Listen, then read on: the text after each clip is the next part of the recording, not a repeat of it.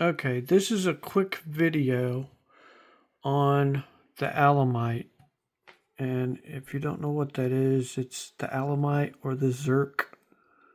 And whether you whether you drive a truck or a drill rig or some heavy equipment which uses a lot more grease, or more heavy equipment which uses even more grease, or dump trucks which use a bunch of grease too, and or crane, small teeny weeny crane which uses grease, or kind of a good sized crane which probably has about 100 Alamites on it, I'd say, at least, if not 50. And let's see, here's another good sized crane. Everybody loves cranes. Anyway, so you have to be sure that you have your Alamites. The very first thing that before you can move radial or in a linear fashion, you must have grease. If you don't have grease, you're not going to go anywhere. So, oh yeah, and today's video is brought to you by my dog from the past. He was a good dog.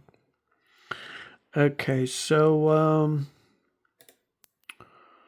and the bear loves you. Okay, and so you might be wondering, what am I talking about, right? Well, that's a good question. What am I talking about?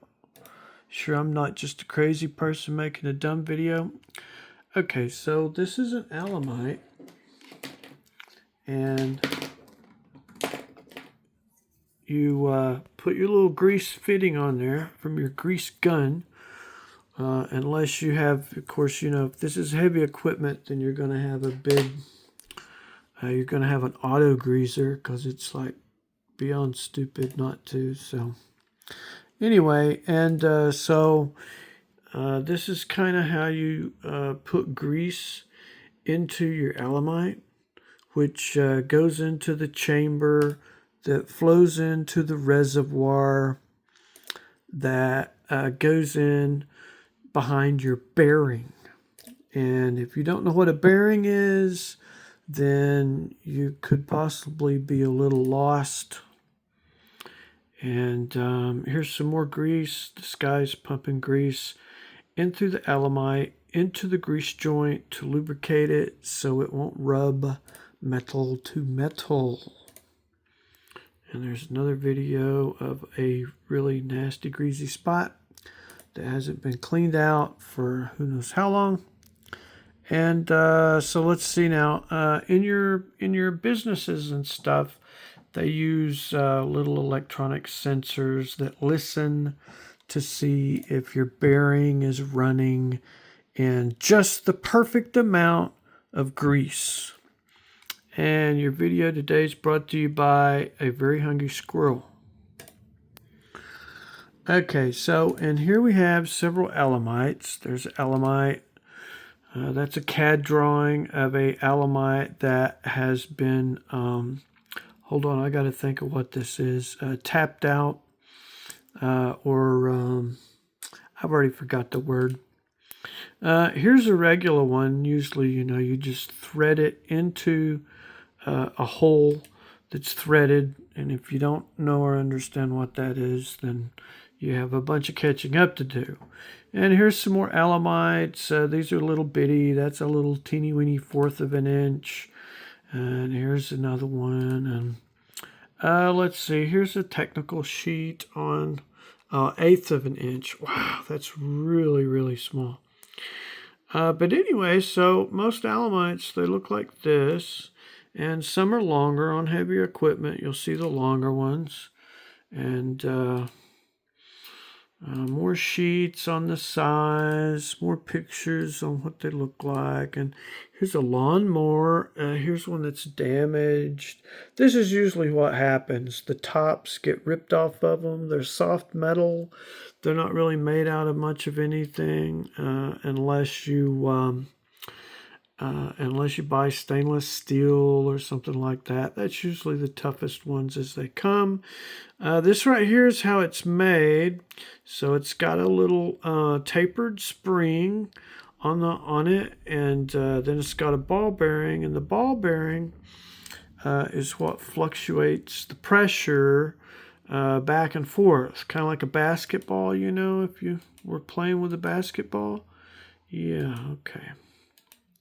And let's see, here's another Alemite fitting. This one here is a pressure relief. So if you pump too much in to your canal, then it's going to, and here's the data sheet on that, then it's going to squirt out. It'll bleed out, and your pressure won't mess up the conditions in your bearing. And here's some nice low profile ones. These have just a little nipple on them, and then you put your grease gun fitting on it, and then you pump it full of grease. Right here's one that uses the nipple, and of course you can't see it threaded. It's possible that it could have a stud on the other end, and then you just screw it down on there. There's our squirrel again, brought to you by our hungry squirrel. And here's the little picture of the little display that the little sonic meter screams out and says, "Hey, it's running full of grease, man. Everything's fine." Okay, so anyway, here's another shot of the cavity. This right here is going to be grease, and it's going to come down like so. It's going to push the ball towards, of course, depending on where it's at, it'll push it towards gravity or away from gravity or whichever.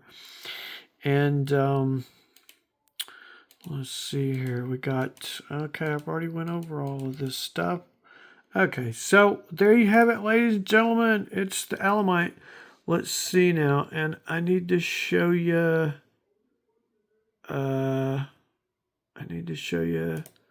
where I put the, yeah. Here we go. Oh, let's see, but I don't have but it's nothing in there.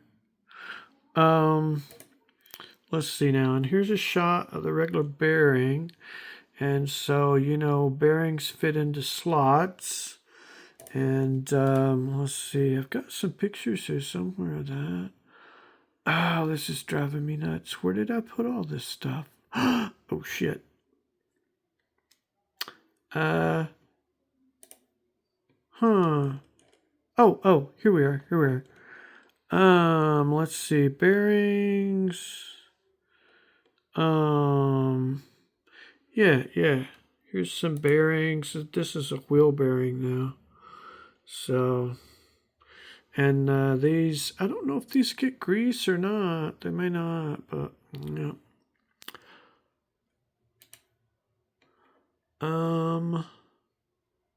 Okay, this is some grease stuff, yeah, that I never did put together because I was in a hurry. Okay, so the red here is showing your bearing, your shaft's in the blue, your housing is in the red, and so basically you have a grease slot, a cavity for your bearing to sit in.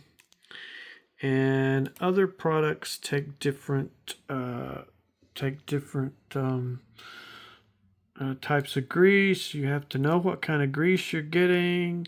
Grease is a very big deal because if you don't know what you're getting, then you just get average run life. And these are thrust bearings, of course, not the other ones. But anyways, so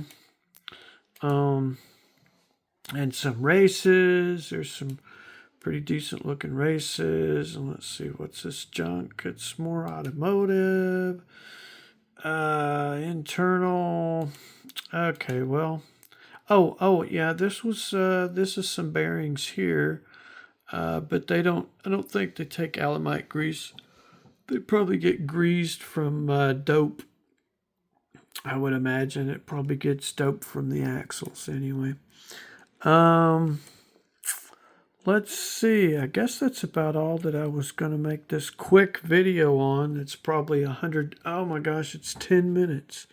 Good grief. So I've got to cut it down.